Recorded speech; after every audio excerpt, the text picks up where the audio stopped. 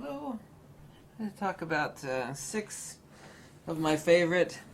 Every time I make a video like this, people go, "What about so and so lens you so highly praised?" I was like, "Yeah, what do you want me to do? Like whip out 500 lenses out here?" Some people actually asked me to do that. That would be pretty horrible. Anyway, yeah, let's get to the point, right? As I just got done making a video about lenses that we'll never appreciate and value. Of course, you're doing this to either have fun or make money and have fun. Either a hobby or as a job or both. Of course, as soon as you make your hobby your job, your hobby gets destroyed because anything that you love, you turn it into a job, it ends up sucking really hard. That's how I got burned out on photography ages ago. Because you deal with people, and people, generally speaking, make you want to scream, pull your hair out. I ran out of hair to pull out. These 6 lenses. Now, obviously, a few of these are Nikon mounts, so I'm using them adapted for Fujifilm use. But this will be applicable to Sony users as well.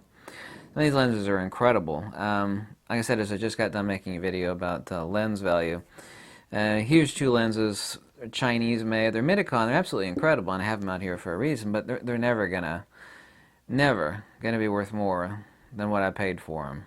Never. These other lenses, however, just not my opinion, that's a fact. Just up and up and up and up. Every Zeiss and Voigtlander lens that I have is worth more, some of them far more, than what I paid for them. That's one of the wonderful things about manual focus lenses, is they will last you far beyond your lifetime as long as you don't treat them like a dog. This lens, oh my god, this was worth a lot more money than I paid for it. The 135mm f2 APO sonar. Right now, this one's going for like $1,700. You used to be able to buy these all day long for like $900, $1,000 a used, like new condition. Absolutely incredible, just sharp as piss. Incredible. Use this with a Nikon F to Fuji X mount, or you can use this with a Nikon F to Sony E mount. Unbelievable, incredible lens. It has been replaced, same optical formula. However, the lens is horrible and overpriced for the rubber focusing grip and the Milvis version of that lens, which is obnoxiously expensive. My favorite adapted Fujifilm lens with a built-in middle lens hood. I have a few of these. Oh my gosh, this is the 105mm f1.8 AIS Nikkor. Unbelievable. It looks huge and heavy, but it's actually quite lightweight. It's a low element count lens, perfect for black and white photography. Incredible micro contrast. I wish to God Nikon still does make a couple lenses like this, but not in this focal length anymore. Jesus, this lens is just... If I ever see a deal on a lens like this, I'll just jump on it. Just jump on it like a nut. The 105mm f1.8 AIS Nikkor. Oh my god, what a lens. Oh my god. There's one famous guy on Flickr. He lives in Miami, and all he does is take pictures of hot chicks and Lamborghinis. This is his main lens that he uses all the time. I forget his name. It's kind of funny. Everything's like hot chick, Lamborghini, hot chick, hot chick, hot chick, hot chick.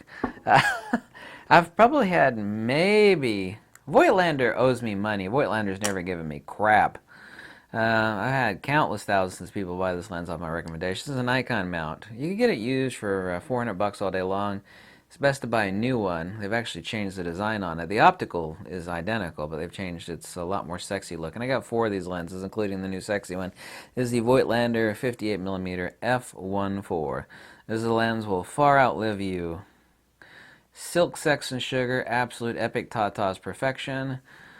Best bokeh, best micro contrast, just, oh my god, crotch melting, tougher than woodpecker lips, perfection. People wanted me to compare that with my new favorite, and it's not better than the 58. I mean, it has creamier. Just check out the Flickr page for both of these. You know, look at 100 image samples of the 58-1.4 and 100 image samples of the Voigtlander Nocturne 40mm f1.2. This lens is incredible, but, I mean, this one's $400 used all day long, right? It's been out for a long time. This is a new lens. It's only been out for a half a year. I'm the first person to review it and first person to use it on a Fujifilm that I know of. Oh my god, what perfection this lens is. The problem is, people say, well, compare that to the 58. It's like, well, how can I compare it? I mean, I can compare it as far as the rendering, softer bokeh. It's more fluffy. It's incredible saturation. It's got a slightly bit better micro contrast. The bokeh is not as good, wide open. You have to be all the way open. Otherwise, at f1.4 or f1.8, you got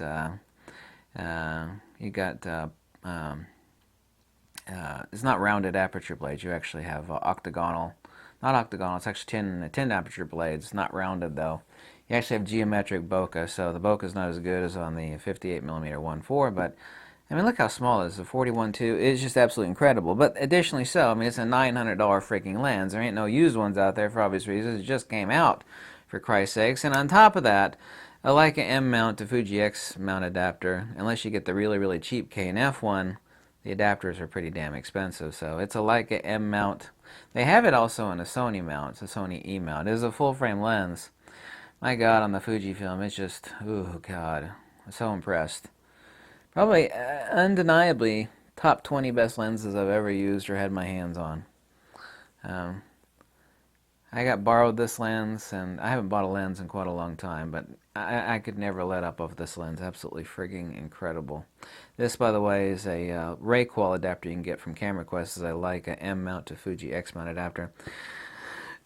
These two lenses, very inexpensive, but absolutely very sharp and absolutely incredible. By the way, the 40mm 1.2 is sharp as piss. The rendering is absolutely amazing. The micro contrast is incredible. The bokeh wide open is incredible. My God, this lens is just unbelievable. If you spent $10,000 plus on the best Summicron Summilux, you still wouldn't get as good as this. Voigtlander doesn't always nail it. By far, they certainly don't. Voigtlander, by the way, does suffer much of the same stuff as Zeiss does. Not as bad. Zeiss can't make a wide-angle lens to save their life. But, a lot of the Voigtlander lenses, I mean, I would not recommend to anybody. Same is true of Tacchina. Tacchina's only got a couple good lenses, but those two lenses are incredible. They just nailed it. Speedmasters. Both of these are Zhongyi lenses, a 35mm f 0.95. Very cheap, inexpensive Japanese. Japanese. Yeah, misnomer there. Chinese lenses. The 35mm 9.5 and the 85mm f1.2. The 85mm f1.2. This is a Nikon f mount. I've got a Nikon f mount to Fuji X mount adapter for use on Fujifilm. A lot of people will be using these natively, and this just came out with a Fuji X mount. I think this just came out in a Fuji X mount. Anyway, really cheap. Only, what, $750 new? It's an f1.2.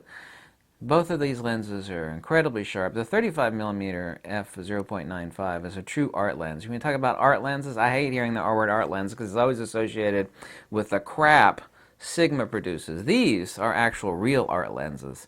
It's like, well, yeah, all of these are manual focus lenses. Yeah, so what? I was about to say something really profound about manual focus. Everybody should learn how to, use a manual focus. If you got a Fujifilm or a Sony, you got no issues with peaking. I never would have thought it until I actually tried the A7 R2. No, the Sony A9. I thought Sony peaking would be as good as Fujifilm. It's nowhere near as good as Fujifilm. That actually shocked me. It's like, wow. Peaking on Sony cameras is... I thought they'd be the same. They're not. They're definitely nowhere near as good as Fuji.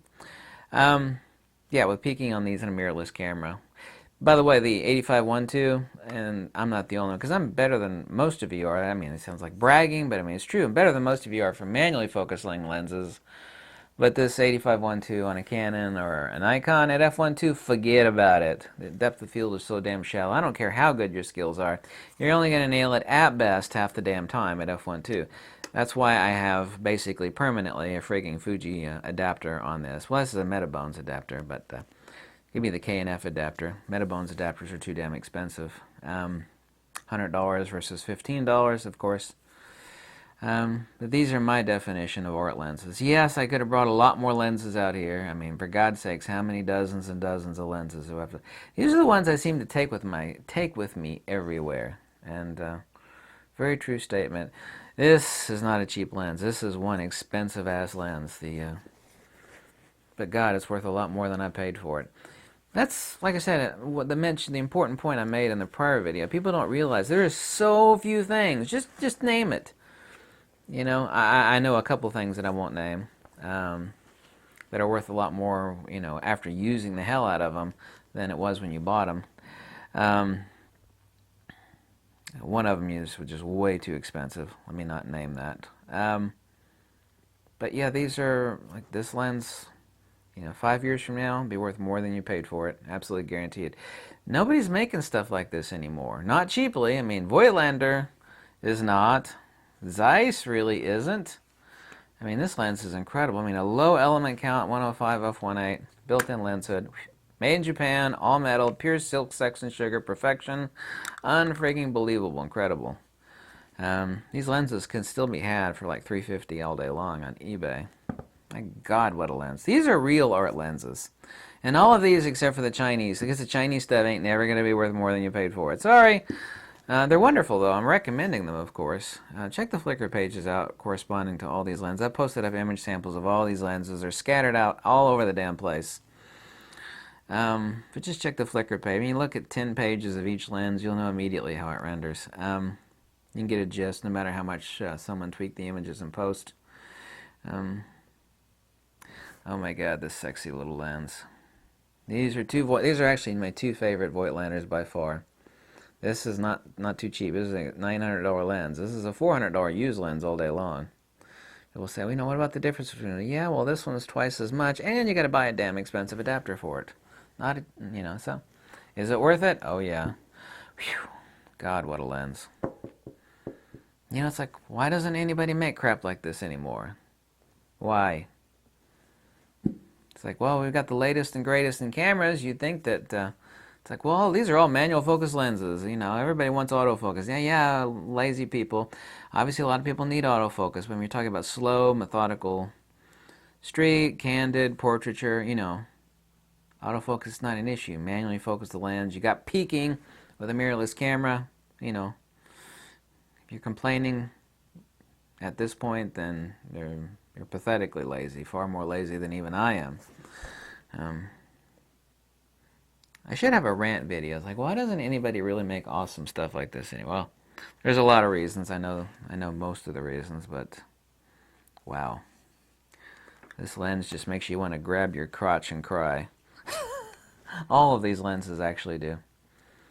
Every time I pick up this lens, I get a warm, fuzzy feeling like I just had sex with my ex-girlfriend. But that was not good sex, though. That was bad sex. Has something to do with... I better not discuss that. Nothing to do with me. But, yeah. I shouldn't have mentioned that. I'm going to edit that out later. Note to self. Edit that part out. Thank you so much for watching.